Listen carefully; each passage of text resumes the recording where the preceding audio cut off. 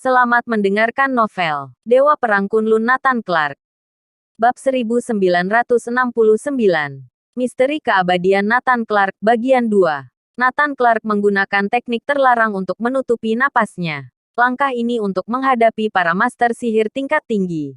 Misalnya, jika kamu berpura-pura mati, jantungmu tidak bergerak, dan semuanya akan berhenti. Di depan peralatan modern atau orang biasa, terlihat benar-benar mati, dan tidak akan menyadarinya. Diperiksa bagaimanapun kamu sudah mati. Tapi master sihir, atau yang disebut ahli ramal, mereka dapat mengetahui bahwa aura tubuhnya masih ada, sulit untuk menyembunyikan dari mereka. Seperti ketika Nathan Clark tidak dapat menemukan Kirana, dia mengira Kirana sudah mati. Pada akhirnya, Zamaris yang kecil justru bisa mendeteksi Kirana yang masih hidup. Karena mereka meninggalkan tanda pada Kirana. Saat tanda itu hancur, berarti Kirana sudah mati.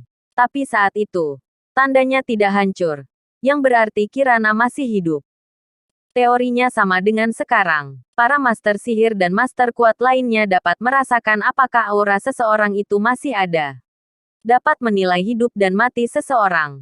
Richard yang selalu berhati-hati, walaupun melihat tubuh Nathan Clark dileburkan. Dia masih khawatir. Dia mencari penyihir dari suku primitif, pastor khusus dari Kuria Barat, dan dukun untuk memeriksa apakah Nathan Clark benar-benar mati. Keterampilan para pastor ini mirip dengan master sihir Neslandia. Mereka sama sekali tidak bisa melihat aura Nathan Clark. Mereka memastikan Nathan Clark sudah mati. Barulah Richard tenang. Nathan Clark menggunakan setengah dari teknik terlarang hanya untuk mengelabui mereka. Biarkan mereka mengira dia sudah mati. Bukan berpura-pura mati, tapi benar-benar mati. Adapun alasan menggunakan setengahnya untuk menyamarkan teknik terlarang, mencegah orang menyelidiki dan menyebabkan masalah bagi gurunya. Adapun setengah lainnya harus dikaitkan dengan penelitian terbaru Nathan Clark tentang berbagai teknik pengobatan untuk menyembuhkan Kirana dan jenius Neslandia yang dimusnahkan saat itu. Nathan Clark hampir mencari semua buku medis kuno yang ditinggalkan oleh gurunya. Nathan Clark menggunakan keterampilan medisnya sendiri untuk membuat dirinya mati suri. Dengan keterampilan medisnya, dia menyebabkan keadaan mati suri, dan tidak ada yang bisa memeriksanya. Ditambah setengah dari bantuan teknik terlarang. Dengan cara ini, dia benar-benar terlihat telah mati. Siapapun telah tertipu. Tentu saja orang yang hebat tidak bisa ditipu. Seperti Tuhan Kegelapan dan Balai Rahalang. Yang lebih menakutkan adalah Tuhan Kegelapan telah menemukan keganjilan. Dari kata-katanya yang mencurigakan, terlihat bahwa dia telah mengetahui teknik terlarang. Tapi Nathan Clark hanya menggunakan setengahnya. Dia sendiri tidak yakin. Sehingga dia memiliki keraguan seperti itu. Jika Nathan Clark menggunakan teknik terlarang secara langsung, Tuhan Kegelapan pasti akan mengetahuinya. Kemudian identitas gurunya atau hal lainnya akan terungkap. Oleh karena itu, pada saat kritis, Nathan Clark menggunakan keterampilan medis untuk menempatkan dirinya dalam keadaan mati suri. Juga menggunakan beberapa teknik terlarang untuk mengisolasi energinya. Dia mengelabui semua orang, termasuk master sihir setengah dewa setengah hantu, dewa pembunuh sederhana dan lainnya. Bahkan dalam keadaan mati suri. Tapi Nathan Clark sebenarnya dalam keadaan sadar. Tahu segala yang terjadi di sekitarnya. Tapi yang tidak diduga Nathan Clark adalah Richard ternyata meminta penghancur untuk menghancurkan jasadnya. Saat itu, jika dia terus berpura-pura mati, tubuhnya benar-benar akan hancur. Pada saat kritis, Nathan Clark tahu bahwa ada master sihir yang beraksi. Belakangan diketahui bahwa dia adalah setengah dewa setengah hantu. Setelah setengah dewa setengah hantu melemparkannya ke laut, dia langsung pergi. Dewa pembunuh sederhana mendengarkan dengan sabar penjelasan Nathan Clark.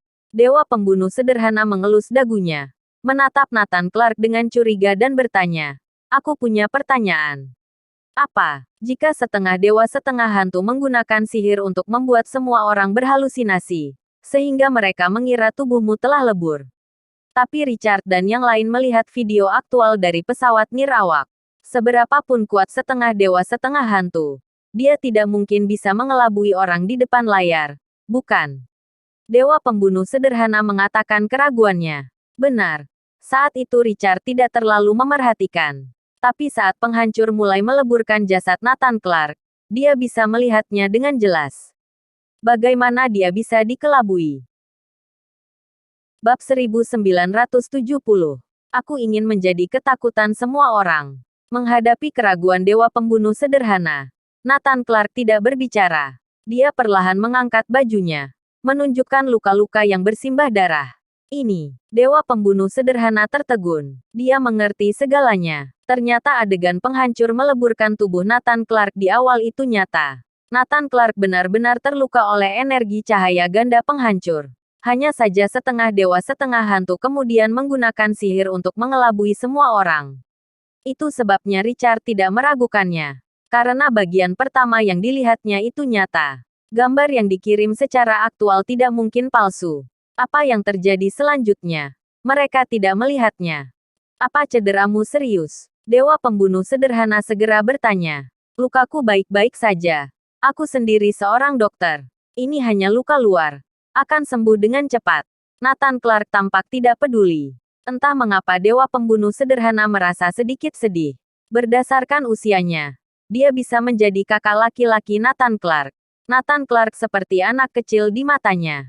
Tapi anak ini ternyata memikul tanggung jawab untuk melindungi Neslandia. Berkali-kali mendapat luka di sekujur tubuh. Berkali-kali diambang kematian. Tuan Clark, karena kamu bertahan hidup, kamu pasti punya rencana, bukan? Dewa pembunuh sederhana sudah menebak bahwa Nathan Clark akan bertindak. Itu mengapa aku datang mencarimu. Sekarang aku tidak bisa mencari anak buahku. Semua akan tahu jika aku masih hidup. Nathan Clark tertawa. Apa yang Tuan Clark ingin aku lakukan? Katakan saja. Dewa pembunuh sederhana berkata. Sekarang tidak ada yang tahu bahwa kekuatannya masih ada. Bahkan lebih kuat dari sebelumnya. Dia bisa membantu Nathan Clark dengan lebih baik. Apakah kamu pernah mengawasi muridmu Judas Franco? Tanya Nathan Clark. Ya, benar. Aku sudah memiliki gambaran kasar tentang keberadaannya di Pulau Leste. Dewa pembunuh sederhana menjawab. Nathan Clark mencibir dan berkata, kali ini pasukan Pulau Leste, Richard, dan laboratorium para dewa membunuhku. Aku tidak bisa menahan dendam ini. Aku akan mencari cara untuk membalasnya satu persatu. Pasukan Pulau Leste adalah tempat pertama untuk pembalasan dendamku. Aku butuh bantuanmu untuk mengetahui segala sesuatu tentang organisasi ini melalui Judas Franco. Niat membunuh Nathan Clark sudah menjulang ke langit. Dia ingin balas dendam. Dia akan mendatangi pasukan Pulau Leste, Richard dan yang lainnya satu persatu. Tidak seorang pun akan dilepaskan. Terutama penghancur. Untuk pura-pura mati.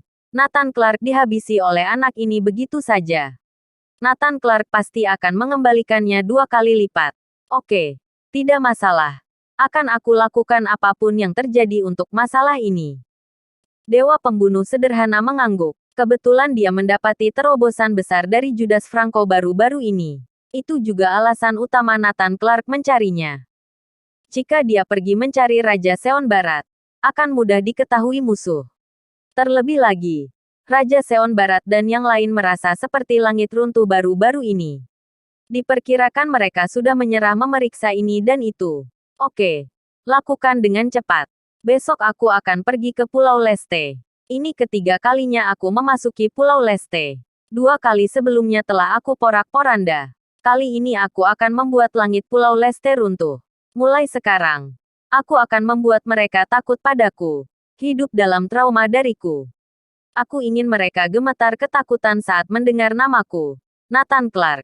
Ketakutan sampai pingsan. Sikap Nathan Clark yang mengesankan seperti naga. Bahkan dewa pembunuh sederhana pun terpana. Jika orang lain mengatakan itu, dia pasti berpikir dia sedang bercanda. Tapi dia adalah Nathan Clark. Nathan Clark yang masih hidup. Pada saat ini, dewa pembunuh sederhana sangat menantikannya. Dia akan menjadi saksi dan sekaligus pemeran pada momen ini. Dia telah hidup begitu lama. Namun masih tidak sebaik seseorang dengan umur 20 hingga 30 tahun Nathan Clark yang singkat. Dia berani pergi ke Pulau Leste seorang diri untuk membuat keributan. Siapa yang bisa melakukannya? Oke. Aku akan segera mengatur semuanya. Aku akan menggunakan semua koneksi dan kekuatanku untuk melakukan semuanya. Dewa pembunuh sederhana sambil berkata. Wajahnya menunjukkan rasa malu. Tapi aku punya permintaan kecil. Apa? Katakan. Tolong bawa aku. Aku ingin menjalani kehidupan terkenal lainnya. Kata dewa pembunuh sederhana. Nathan Clark berpikir sejenak. Lalu mengangguk. Bersambung.